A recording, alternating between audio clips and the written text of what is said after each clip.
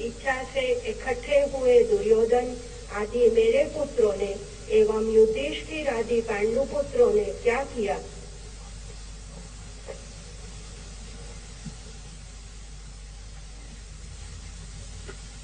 धृतराष्ट्र आंख से अंधे, लेकिन आंख के न होने से वासना नहीं मिट जाती।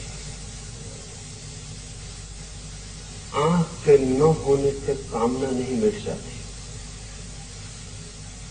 काश सूर्यदास ने धृतराष्ट्र का ख्याल कर लिया होता तो आंखें फोड़ने की कोई जरूरत न होती। सूरदास ने आंखें फोड़ ली थी इसलिए कि न रहेंगी आंखें, न मन में उठेगी कामना, न उठेगी वासना। पर आंखों से कामना नहीं उठती, कामना उठती है मन से। आंखें फूट दी जाए तो भी वासना का कोई अंत नहीं।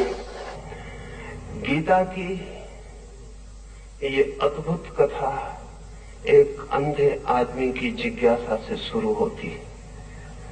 असल में इस जगत में सारी कथाएं बंद हो जाएं अगर अंधा आदमी न हो।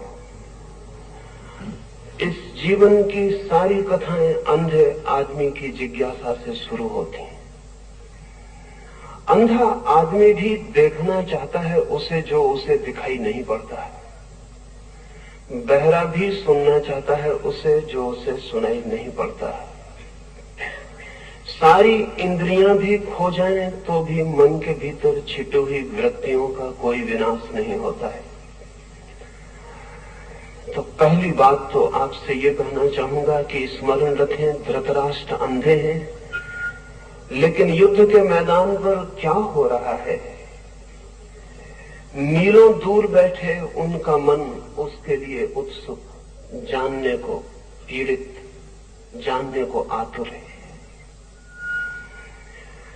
दूसरी बात ये भी स्मरण रखें कि अंधे धृतराष्ट्र के 100 पुत्र हैं, लेकिन अंधे व्यक्तित्व की संतति आंख वाली नहीं हो सकती है। भला ऊपर से आंखें दिखाई पड़ती हैं। अंधे व्यक्ति से जो जन्म पाता है, और शायद अंधे व्यक्तियों से ही लोग जन्म पाते हैं, तो भला ऊपर की आंख हो, भीतर की आंख पानी कठिन है, ये दूसरी बात भी समझ लेनी जरूरी है। धृतराष्ट्र से जन्मे हुए 100 पुत्र सब तरह से अंधा व्यवहार कर रहे थे। आंखें उनके पास थीं, लेकिन भीतर की आंख नहीं थी। अंधे से अंधापन ही पैदा हो सकता है। फिर भी ये पिता क्या हुआ ये जानने को उत्सुक है। तीसरी बात ये भी ध्यान रख लेनी जरूरी है कि धृतराष्ट्र कहते हैं धर्म के उस कुरुक्षेत्र में युद्ध के लिए इकट्ठे हुए। जिस दिन धर्म के क्षेत्र में युद्ध के लिए इकट्ठा होना पड़े उस दिन धर्म क्षेत्र बसता नहीं है। और जिस दिन धर्म के क्षेत्र में भी लड़ना पड़े उस दिन धर्म के भी बचने की संभावना समाप्त हो जाती। रहा होगा वो धर्म क्षेत्र, था नहीं। रहा होगा कभी, पर आज तो वहां एक दूसरे को काटने को आतुर सब लोग इकट्ठे हुए थे। ये प्रारंभ भी अद्भुत है। ये इसलिए भी अद्भुत है कि अधर्म क्षेत्रों में क्या होता होगा उसका हिसाब लगाना मुश्किल है। धर्म क्षेत्र में क्या होता है वो धृतराष्ट्र संजय से पूछते हैं कि वहां युद्ध के लिए आतुर मेरे पुत्र और उनके विरोधियों ने क्या किया है, क्या कर रहे हैं, वो मैं जानना चाहता हूं। धर्म का क्षेत्र पृथ्वी पर शायद बन नहीं पाया अब तक, क्योंकि धर्म क्षेत्र बनेगा तो युद्ध की संभावना समाप्त हो जानी चाहिए। युद्ध की संभावना बनी ही है और धर्म क्षेत्र भी युद्धरत हो जाता है, तो हम अधर्म को क्या दोष दें, क्या निंदा करें। सच तो यह है कि अधर्म के क्षेत्रों में शायद कम युद्ध हुए हैं, धर्म के क्षेत्रों में ज्यादा युद्ध हुए हैं। और अगर युद्ध और रक्तपात के हिसाब से हम विचार करने चलें तो धर्म क्षेत्र ज्यादा अधर्म क्षेत्र मालूम पड़ेंगे बजाय अधर्म क्षेत्रों के। ये व्यंग्य भी समझ लेने जैसा है कि धर्म क्षेत्र पर अब तक युद्ध होता रहा है और आज ही होने लगा है, ऐसा भी न समझ लेना कि आज ही मंदिर और मस्जिद युद्ध के अड्डे बन गए हों। हजारों साल पहले जब हम कहें कि बहुत भले लोग थे पृथ्वी पर और कृष्ण जैसा अद्भुत आदमी मौजूद था, तब भी कुरुक्षेत्र के धर्म क्षेत्र पर लोग लड़ने को ही इकट्ठा हुए थे।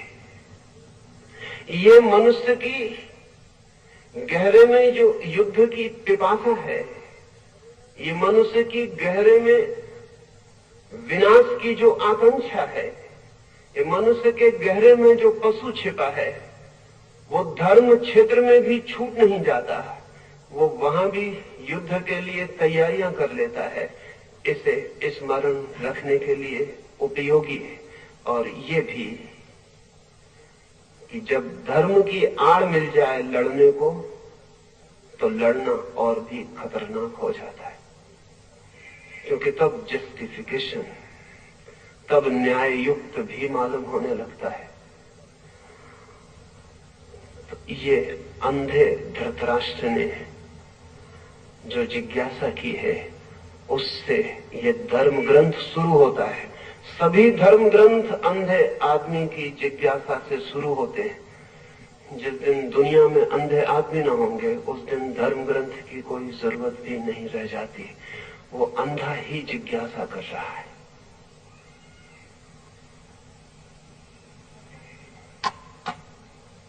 राष्ट्र को युद्ध का रिपोर्टाज निवेदित करने वाले अंध धृतराष्ट्र को युद्ध का रिपोर्टाज निवेदित करने वाले संजय की गीता में क्या भूमिका है? संजय क्या क्लेयरवॉयंस, दूरदृष्टि या क्लेयरऑडियंस, दूर श्रवण की शक्ति रखता था? संजय की चित्त शक्ति की गंगोत्री कहाँ पर है? वो स्वयंभू भी हो सकती है। संजय पर निरंतर संदेह उठता रहा है, स्वाभाविक है। संजय बहुत दूर बैठकर कुरुक्षेत्र में क्या हो रहा है उसकी खबर धृतराष्ट्र को देता है। योग निरंतर से मानता रहा है कि जो आंखें हमें दिखाई पड़ती हैं वे ही आंखें नहीं, और भी आंख है मनुष्य के पास जो समय और क्षेत्र की सीमाओं को लांघ कर देख सकती है। लेकिन योग क्या कहता है, इससे जो कहता है वो सही भी होगा ऐसा नहीं। संदेह होता है मन को, इतने दूर संजय कैसे देख पाता है? क्या वो सर्वज्ञ है? नहीं। पहली तो बात यह कि दूरदृष्टि, क्लेयरवॉयंस कोई बहुत बड़ी शक्ति नहीं है, सर्वज्ञ से उसका कोई संबंध नहीं है, बड़ी छोटी शक्ति है। और कोई भी व्यक्ति चाहे तो थोड़े ही श्रम से विकसित कर सकता है। और कभी तो ऐसा भी होता है कि प्रकृति की किसी भूल चूक से वो शक्ति किसी व्यक्ति को सहज भी विकसित हो जाती। एक व्यक्ति है अमेरिका में अभी मौजूद, नाम है टेड सीरियो। उसके संबंध में दो बातें कहना पसंद करूंगा तो संजय को समझना आसान हो जाएगा, क्योंकि संजय बहुत दूर है समय में हमसे, और न मालूम किस दुर्भाग्य के क्षण में हमने अपने समस्त पुराने ग्रंथों को कपोल कल्पना समझना शुरू कर दिया है। इसलिए संजय को छोड़ें। अमेरिका में आज जिंदा आदमी है एक टेड सीरियो, जो कि कितने ही हजार मील की दूर पर कुछ भी देखने में समर्थ है। न केवल देखने में, बल्कि उसकी आंख उस चित्र को पकड़ने में भी समर्थ है। हम यहाँ बैठकर ये जो चर्चा कर रहे हैं, न्यूयॉर्क में बैठा हुआ टेड सीरियो अगर कहा जाए कि अहमदाबाद में इस मैदान पर क्या हो रहा है, तो वो 5 मिनट आंख बंद करके बैठा रहेगा, फिर आंख खोलेगा और उसकी आंख में आप सबकी बैठी हुई तस्वीर, उसकी आंख में दूसरे देख सकते, और उसकी आंख में जो तस्वीर बन रही उसका कैमरा फोटो भी ले सकता है। हजारों फोटो लिए गए हैं, हजारों चित्र लिए गए हैं, और टेड सीरियो की आंख कितनी ही दूरी पर किसी भी तरह के चित्र को पकड़ने में समर्थ है। न केवल देखने में, बल्कि चित्र को पकड़ने में भी। टेड सीरियो की घटना ने 2 बातें साफ कर दी हैं। एक तो संजय कोई सर्वज्ञ नहीं है, क्योंकि टेड सीरियो बहुत साधारण आदमी है, कोई आत्मज्ञानी नहीं है। टेड सीरियो को आत्मा का कोई भी पता नहीं है। टेड सीरियो की जिंदगी में साधुता का कोई भी नाम नहीं है। लेकिन टेड सीरियो के पास एक शक्ति है, वो दूर देखने की विशेष है शक्ति। कुछ दिनों पहले स्कैंडिनेविया में एक व्यक्ति किसी दुर्घटना में जमीन पर गिर गया कार से, उसके सिर को चोट लग गई और अस्पताल में जब होश में आया तो बहुत मुश्किल में पड़ा। उसके कान में कोई जैसे गीत गा रहा हो ऐसा सुनाई पड़ने लगा। उसने समझा कि शायद मेरा दिमाग खराब तो नहीं हो गया, लेकिन 1 या 2 दिन के भीतर स्पष्ट सब साफ होने लगा। और तब तो ये भी साफ हुआ कि 10 मील के भीतर जो रेडियो स्टेशन था, उसके कान ने उस रेडियो स्टेशन को पकड़ना शुरू कर दिया। फिर उसके कान का सारा अध्ययन किया गया और पता चला उसके कान में कोई भी विशेषता नहीं है, लेकिन चोट लगने से कान में छुपी कोई शक्ति सक्रिय हो गई है। ऑपरेशन करना पड़ा, क्योंकि अगर 24 घंटे ऑन ऑफ करने का तो कोई उपाय नहीं था। अगर उसे कोई स्टेशन सुनाई पड़ने लगे तो वो आदमी पागल ही हो जाए। पिछले 2 वर्ष पहले इंग्लैंड में एक महिला को दिन में ही आकाश के तारे दिखाई पड़ने शुरू हो गए। वो भी एक दुर्घटना में ही हुआ। छत से गिर पड़ी और दिन में आकाश के तारे दिखाई पड़ने शुरू हो गए। तारे तो दिन में भी आकाश में होते, कहीं चले नहीं जाते, सिर्फ सूर्य के प्रकाश के कारण ढक जाते हैं, रात फिर उगड़ जाते हैं प्रकाश हट जाने से। लेकिन आंखें अगर सूर्य के प्रकाश को पार करके देख पाए तो दिन में भी तारों को देख सकती। उस स्त्री की भी आंख का ऑपरेशन ही करना पड़ा। ये मैं इसलिए कह रहा हूं कि आंख में भी शक्तियां छिपी हैं जो दिन में आकाश के तारों को देख लें। कान में भी शक्तियां छिपी हैं जो दूर के रेडियो स्टेशन से विस्तारित ध्वनियों को पकड़ ले। आंख में भी शक्तियां छिपी हैं जो समय और क्षेत्र की सीमाओं को पार करके देख ले, लेकिन अध्यात्म से इनका कोई बहुत संबंध नहीं है। तो संजय कोई बहुत आध्यात्मिक व्यक्ति हो ऐसा नहीं है। संजय विशिष्ट व्यक्ति जरूर है। वो दूर युद्ध के मैदान पर जो हो रहा है उसे देख पा रहा है, और संजय को इस शक्ति के कारण कोई परमात्मा, कोई सत्य की उपलब्धि हो गई हो ऐसा भी नहीं है। संभावना तो यही है कि संजय इस शक्ति का उपयोग करके ही समाप्त हो गया हो। अक्सर ऐसा होता है, विशेष शक्तियां व्यक्ति को बुरी तरह भटका देती हैं। इसलिए योग निरंतर कहता है कि चाहे शरीर की सामान्य शक्तियां हों और चाहे मन की साइकिक पावर्स की विशेष शक्तियां हों, शक्तियों में जो उलझता है वो सत्य तक नहीं पहुंच पाता है। पर ये संभव है। और इधर पिछले 100 वर्षों में पश्चिम में साइकिकल रिसर्च ने बहुत काम किया है। और अब किसी आदमी को संजय पर संदेह करने का कोई कारण वैज्ञानिक आधार पर भी नहीं रह गया है। और ऐसा ही नहीं कि अमेरिका जैसे धर्म को स्वीकार करने वाले देश में ऐसा हो रहा हो, रूस के भी मनोवैज्ञानिक मनुष्य की अनंत शक्तियों का स्वीकार निरंतर करते चले जा रहे हैं। और अभी चांद पर जाने की घटना के कारण रूस और अमेरिका के सारे मनोवैज्ञानिकों पर एक नया काम आ गया है, और वो ये है कि यंत्रों पर बहुत भरोसा नहीं किया जा सकता। और जब हम अंतरिक्ष की यात्रा पर पृथ्वी के वासियों को भेजेंगे, हम उन्हें गहन खतरे में भेज रहे हैं, और अगर यंत्र जरा भी बिगड़ जाएं तो उनसे हमारे संबंध सदा के लिए टूट जाएंगे, और फिर हम कभी पता भी नहीं लगा सकेंगे कि वे यात्री कहां खो गए। वे जीवित नहीं, वे किस अनंत में भटक गए, हम उनका कोई भी पता न लगा सकेंगे। इसलिए एक सब्स्टिट्यूट, एक परिपूरक व्यवस्था की तरह दूर से बिना यंत्र के देखा जा सके, सुना जा सके, खबर भेजी जा सके, इसके लिए रूस और अमेरिका की दोनों की वैज्ञानिक प्रयोगशालाएं अति आतुर हैं। और बहुत देर न होगी कि रूस और अमेरिका दोनों के पास संजय होंगे, हमारे पास नहीं होंगे। संजय कोई बहुत आध्यात्मिक व्यक्ति नहीं है, लेकिन संजय के पास एक विशेष शक्ति है जो हम सबके पास भी है और विकसित हो सकती है।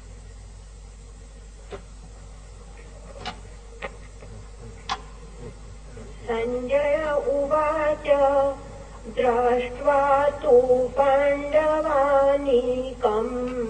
व्यूढम् दुर्योधन तदा आचार्यम् उपसंगम्य राजा वचनमब्रवीत। संजय ने कहा, युद्ध की तैयारी के समय व्यूहाकार पांडवों की सेना को देखकर दुर्योधन ने द्रोणाचार्य के पास जाकर ये वचन कहे,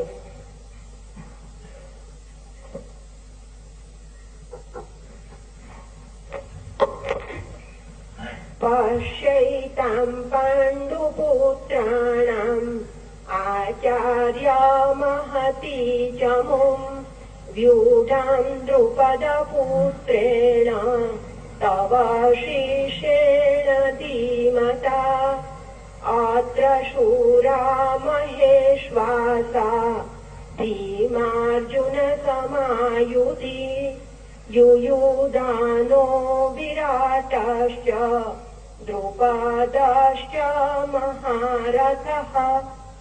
हे आचार्य, आपके तीक्ष्ण बुद्धि शिष्य धृष्टद्युम्न द्वारा शकट, पद्म आदि व्यूहाकार से रची गई पांडवों की इस विशाल सेना को देखिए।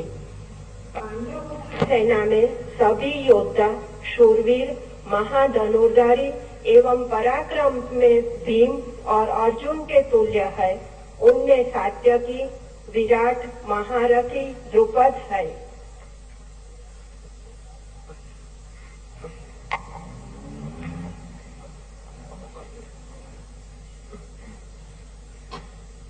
दृष्टकेतुष्टकीतानः काशीराजश्च वीर्यवान् पुरुजित् कुन्तिभोजश्च शैव्यश्च नरपुंगवः।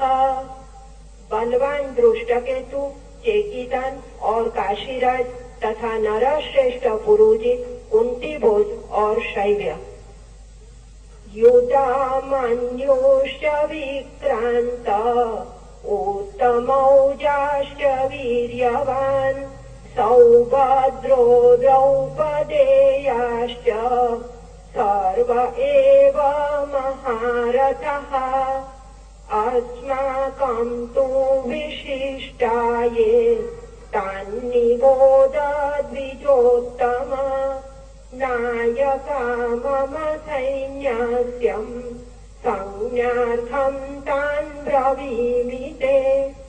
पराक्रमशाली युधामन्यु, उत्तमौजा, वीर्यवान सुभद्रा का पुत्र अभिमन्यु और प्रतिबिंब आदि द्रौपदी के पुत्र ये सभी महारथी हैं। हे आचार्यवर, हम लोगों के मध्य में बल, पौरुष, पराक्रम आदि से उत्कृष्ट जो मेरी सेना के नायक है, उन्हें आपके परिज्ञान के लिए मैं आपसे कहता हूँ।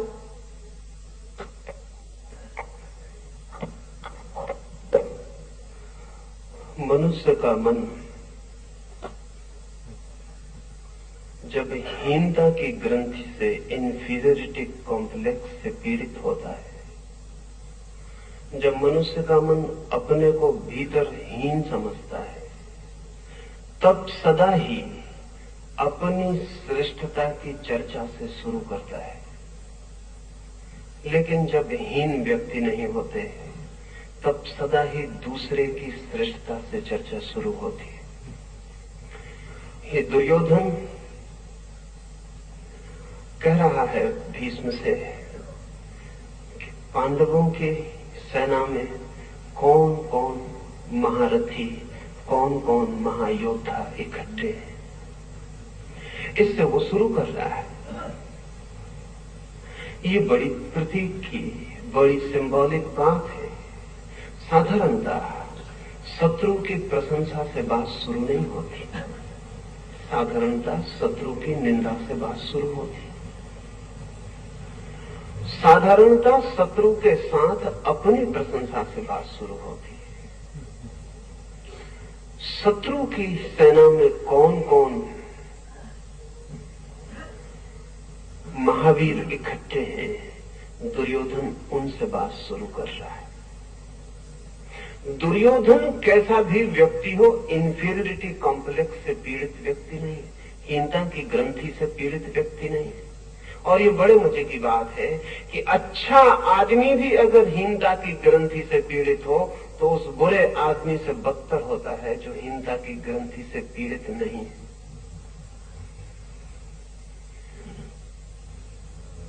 दूसरे की प्रशंसा से केवल वही शुरू कर सकता है जो अपने प्रति बिल्कुल आश्वस्त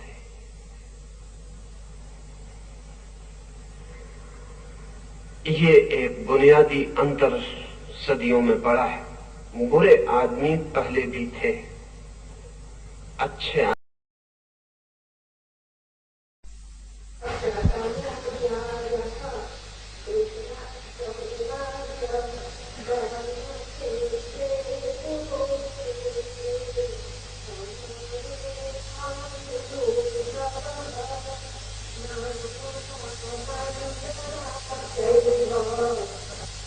अभिवृद्धि करने वाले कुरुक्षेत्र में युद्ध की इच्छा से इकट्ठे हुए दुर्योधन आदि मेरे पुत्रों ने एवं युधिष्ठिर आदि पांडु पुत्रों ने क्या किया?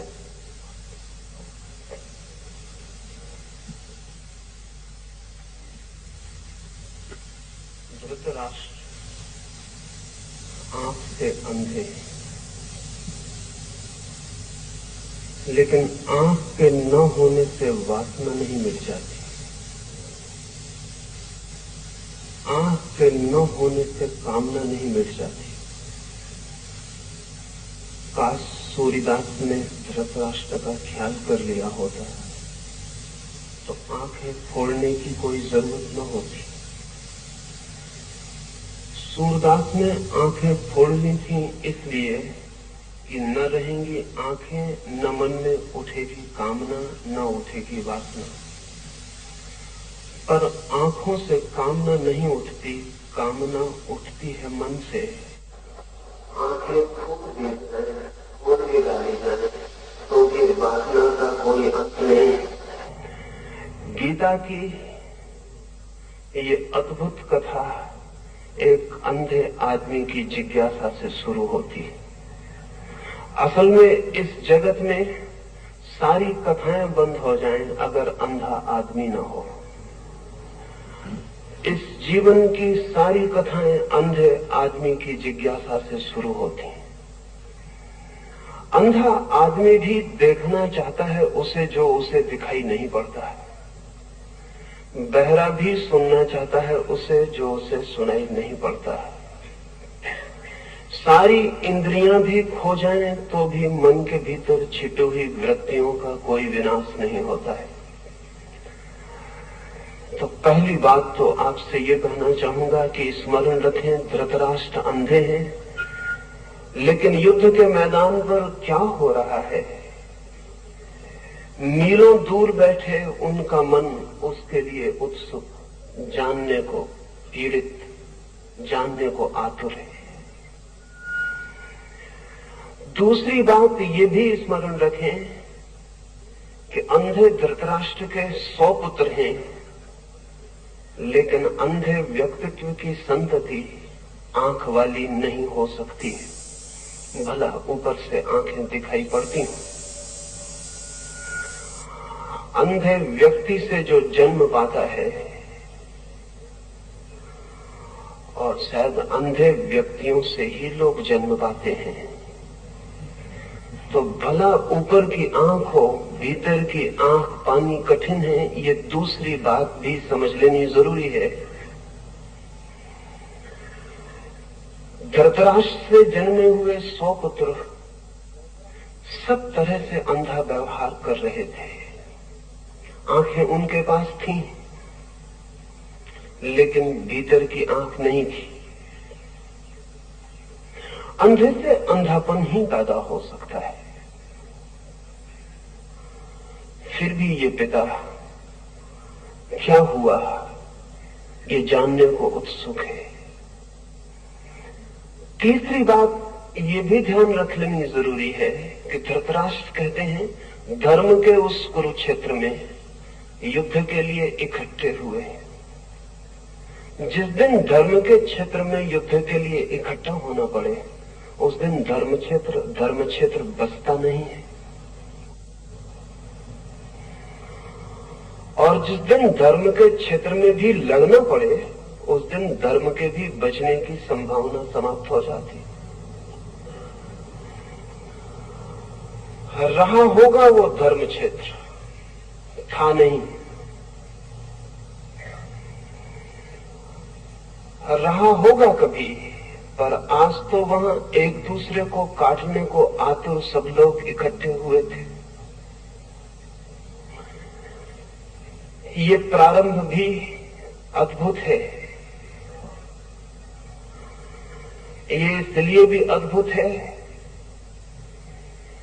कि अधर्म क्षेत्रों में क्या होता होगा उसका हिसाब लगाना मुश्किल है। धर्म क्षेत्र में क्या होता है वो धृतराष्ट्र संजय से पूछते हैं कि वहां युद्ध के लिए आतुर मेरे पुत्र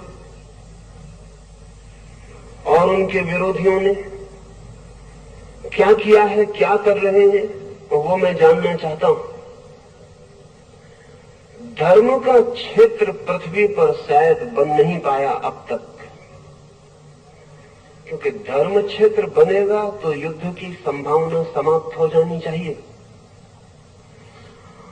युद्ध की संभावना बनी ही है और धर्म क्षेत्र भी युद्धरत हो जाता है, तो हम अधर्म को क्या दोष दें, क्या निंदा करें।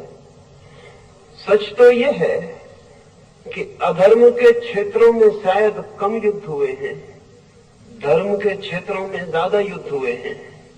और अगर युद्ध और रक्तपात के हिसाब से हम विचार करने चलें तो धर्म क्षेत्र ज्यादा अधर्म क्षेत्र मालूम पड़ेंगे बजाय अधर्म क्षेत्रों के। ये व्यंग्य भी समझ लेने जैसा है कि धर्म क्षेत्र पर अब तक युद्ध होता रहा है और आज ही होने लगा है, ऐसा भी न समझ लेना कि आज ही मंदिर और मस्जिद युद्ध के अड्डे बन गए हों।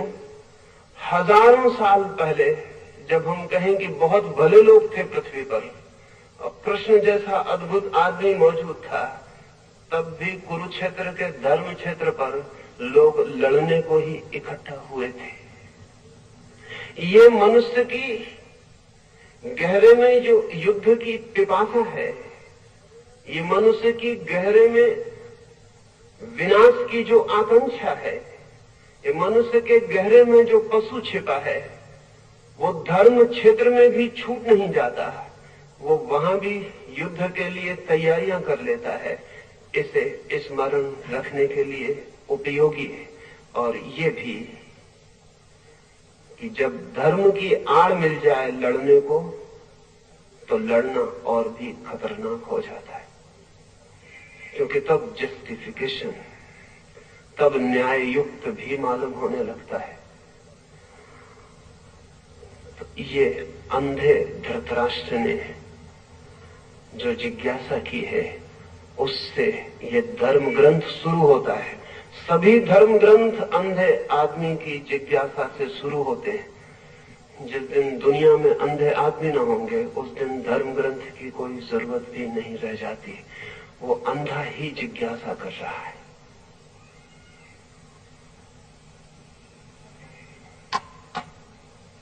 राष्ट्र को युद्ध का रिपोर्टाज निवेदित करने वाले अंध धृतराष्ट्र को युद्ध का रिपोर्टाज निवेदित करने वाले संजय की गीता में क्या भूमिका है?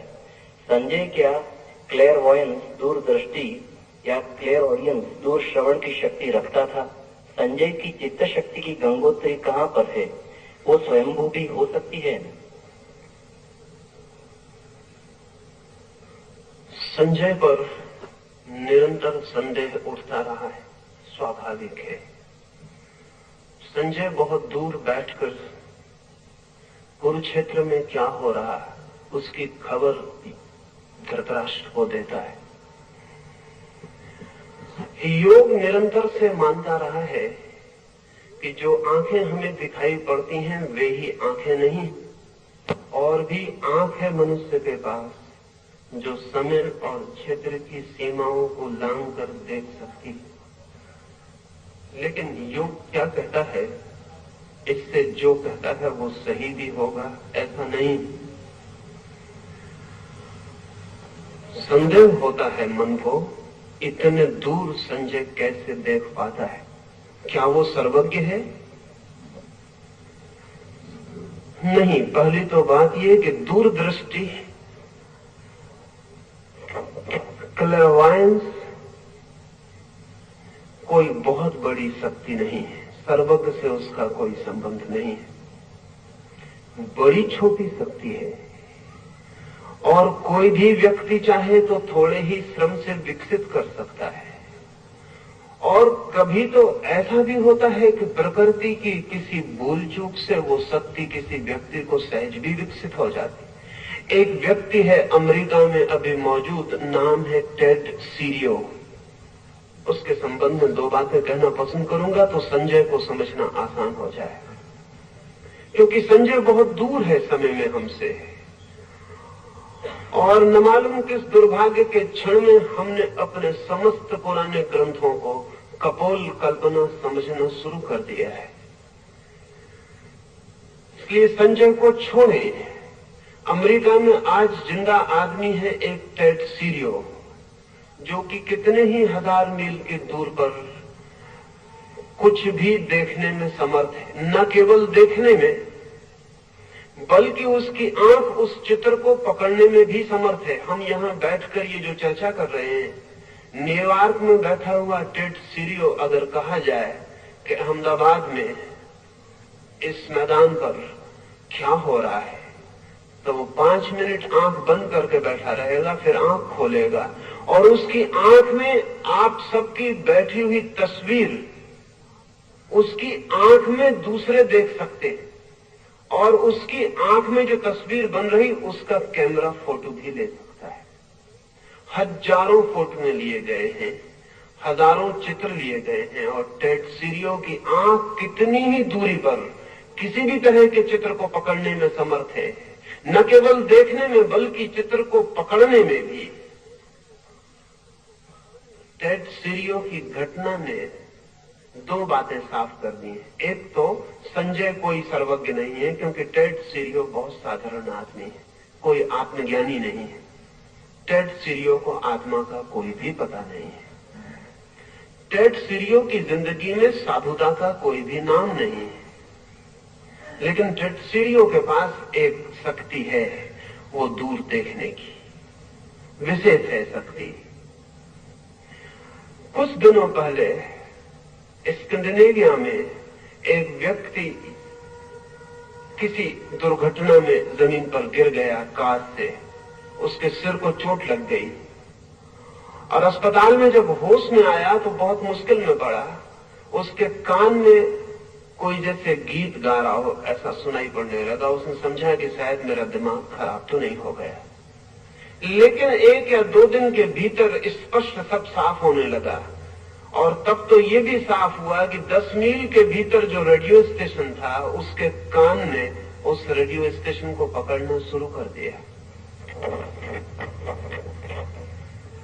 फिर उसके कान का सारा अध्ययन किया गया और पता चला उसके कान में कोई भी विशेषता नहीं है, लेकिन चोट लगने से कान में छुपी कोई शक्ति सक्रिय हो गई है।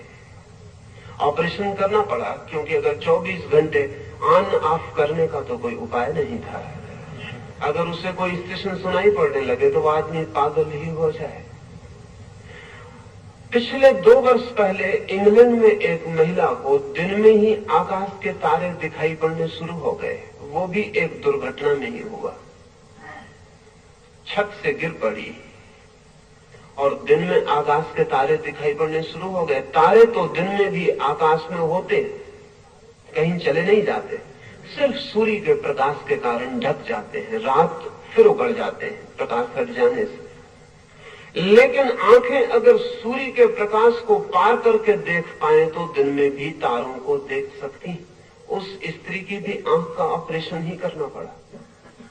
ये मैं इसलिए कह रहा हूं कि आंख में भी शक्तियां छिपी हैं जो दिन में आकाश के तारों को देख लें। कान में भी शक्तियां छिपी हैं जो दूर के रेडियो स्टेशन से विस्तारित ध्वनियों को पकड़ ले।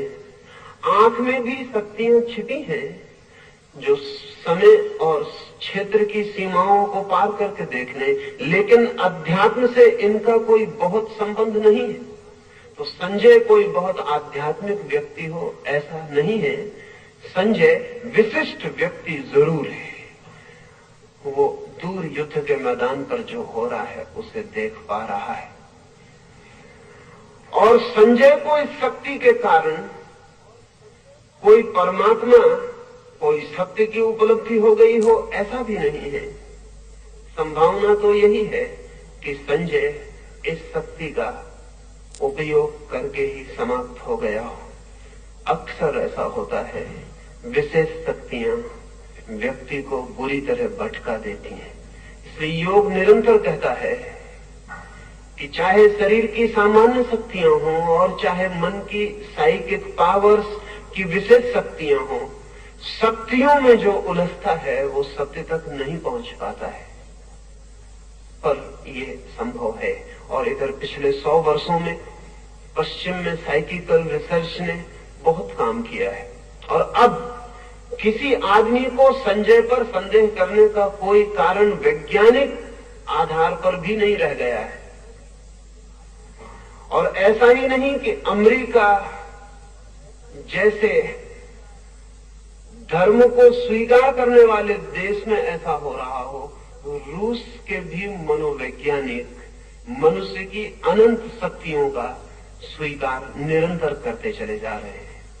और अभी चांद पर जाने की घटना के कारण रूस और अमेरिका के सारे मनोवैज्ञानिकों पर एक नया काम आ गया है, और वो ये है कि यंत्रों पर बहुत भरोसा नहीं किया जा सकता। और जब हम अंतरिक्ष की यात्रा पर पृथ्वी के वासियों को भेजेंगे, हम उन्हें गहन खतरे में भेज रहे हैं, और अगर यंत्र जरा भी बिगड़ जाएं तो उनसे हमारे संबंध सदा के लिए टूट जाएंगे, और फिर हम कभी पता भी नहीं लगा सकेंगे कि वे यात्री कहां खो गए। वे जीवित नहीं, वे किस अनंत में भटक गए, हम उनका कोई भी पता न लगा सकेंगे। इसलिए एक सब्स्टिट्यूट, एक परिपूरक व्यवस्था की तरह दूर से बिना यंत्र के देखा जा सके, सुना जा सके, खबर भेजी जा सके, इसके लिए रूस और अमेरिका की दोनों की वैज्ञानिक प्रयोगशालाएं अति आतुर हैं। और बहुत देर न होगी कि रूस और अमेरिका दोनों के पास संजय होंगे, हमारे पास नहीं होंगे। संजय कोई बहुत आध्यात्मिक व्यक्ति नहीं है, लेकिन संजय के पास एक विशेष शक्ति है जो हम सबके पास भी है, और विकसित हो सकती।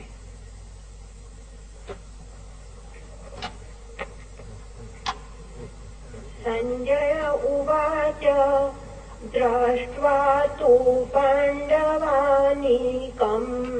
व्यूढम् दुर्योधन तदा आचार्यम् उपसंगम्य राजा वचनमब्रवीत।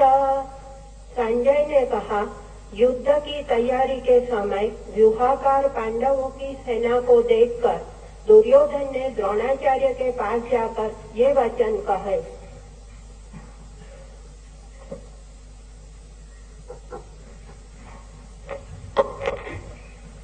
पश्यैतां पाण्डुपुत्राणाम् आचार्य महती चमुम् व्यूढां द्रुपदपुत्रेण तव शिष्येण धीमता अत्र शूरा महेश्वासा भीमार्जुन समायुधि युयुधानो विराटश्च द्रुपदश्च महारथः। हे आचार्य, आपके तीक्ष्ण बुद्धि शिष्य धृष्टद्युम्न द्वारा शकट, पद्म आदि व्यूहाकार से रची गई पांडवों की इस विशाल सेना को देखिए। पांडवों की सेना में सभी योद्धा शूरवीर, महाधनुर्धारी एवं पराक्रम में भीम और अर्जुन के तुल्य है। उनमें सात्यकी, विराट, महारथी द्रुपद है।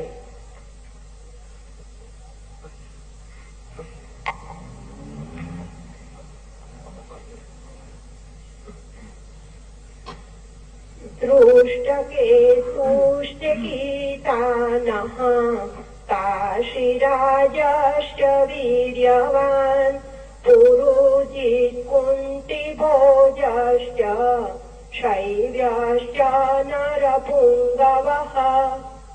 बलवान दृष्टकेतु, चेकितान और काशीराज तथा नरश्रेष्ठ पुरुजित, कुंतीभोज और शैव्य। युधामन्युश्च विक्रांत उत्तमौजाश्च वीर्यवान् सौभद्रो द्रौपदेयाश्च सर्व एव महारथः। अस्माकं तु विशिष्टाये तान्निबोध द्विजोत्तम नायका मम सैन्यस्यम् संज्ञार्थं तान् ब्रवीमि ते। पराक्रमशाली युधामन्यु, उत्तमौजा, वीर्यवान सुभद्रा का पुत्र अभिमन्यु और प्रतिबिंध्य आदि द्रौपदी के पुत्र, ये सभी महारथी हैं। हे आचार्यवर, हम लोगों के मध्य में बल, पौरुष, पराक्रम आदि से उत्कृष्ट जो मेरी सेना के नायक है, उन्हें आपके परिज्ञान के लिए मैं आपसे कहता हूँ।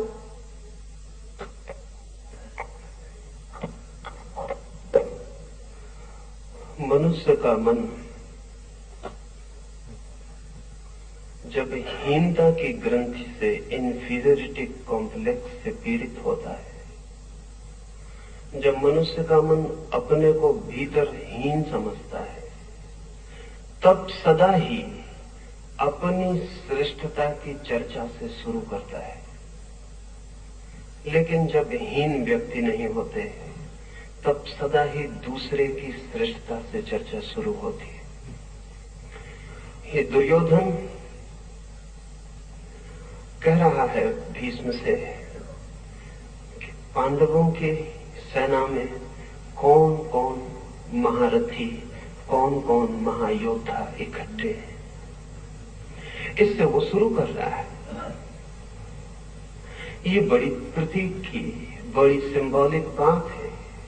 साधारणता शत्रु की प्रशंसा से बात शुरू नहीं होती, साधारणता शत्रु की निंदा से बात शुरू होती। साधारणता शत्रु के साथ अपनी प्रशंसा से बात शुरू होती है।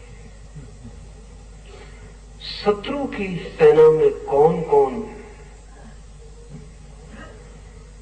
महावीर इकट्ठे हैं, दुर्योधन उनसे बात शुरू कर रहा है। दुर्योधन कैसा भी व्यक्ति हो, इंफीरियरिटी कॉम्प्लेक्स से पीड़ित व्यक्ति नहीं, हीनता की ग्रंथि से पीड़ित व्यक्ति नहीं। और ये बड़े मजे की बात है कि अच्छा आदमी भी अगर हीनता की ग्रंथि से पीड़ित हो तो उस बुरे आदमी से बदतर होता है जो हीनता की ग्रंथि से पीड़ित नहीं है।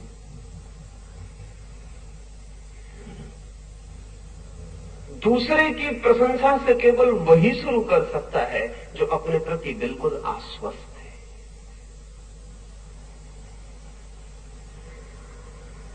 ये एक